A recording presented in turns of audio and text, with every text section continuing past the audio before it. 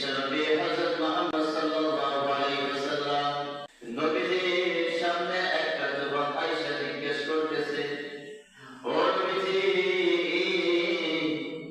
আমি আপনার কাছে আইছি গো নবীজি। এবার নবীজি যুবকটাকে জিজ্ঞেস করে বলতেছে, এ যুবক, তোমার কি হয়েছে? তোমার মনটা এত বেদনা লাগতেছে, তোমার মনটা কি কারণে এত বেদনা যাচ্ছে? নবীজি ওমরকে জিজ্ঞেস করতেছে, হে ওমর, তুমি আমার রাজপথের মধ্যে এসেছো, আজকে না, একদিন না, 2 দিন না, তুমি তো শত শতবার আমার নবীর দরবারের মধ্যে ওমর তুমি এসে হাজির হয়েছো, কিন্তু ওমর তোমাকে তো আমি আগের মতো, আজকের মতো দেখা যাচ্ছে না। কি কারণে তুমি এই জায়গার মধ্যে, সম্পদের মধ্যে গুমরাহী অবস্থায় আছো? তোমার মনের মধ্যে কি বেদনা আসেনি? তোমার মনের মধ্যে কষ্ট নেই?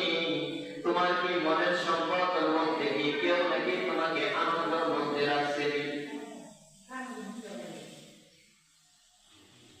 এবার নবীজি বিশ্বনবী হযরত মুহাম্মদ সাল্লাল্লাহু আলাইহি ওয়াসাল্লাম বলতেছে,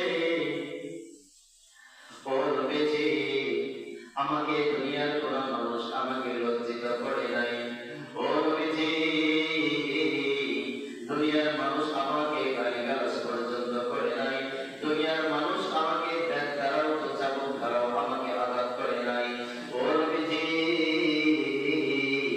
আমি আপনার কাছে এসেছি গো নবীজি। আমি বাড়ির ছেড়ে থেকে যখন আপনার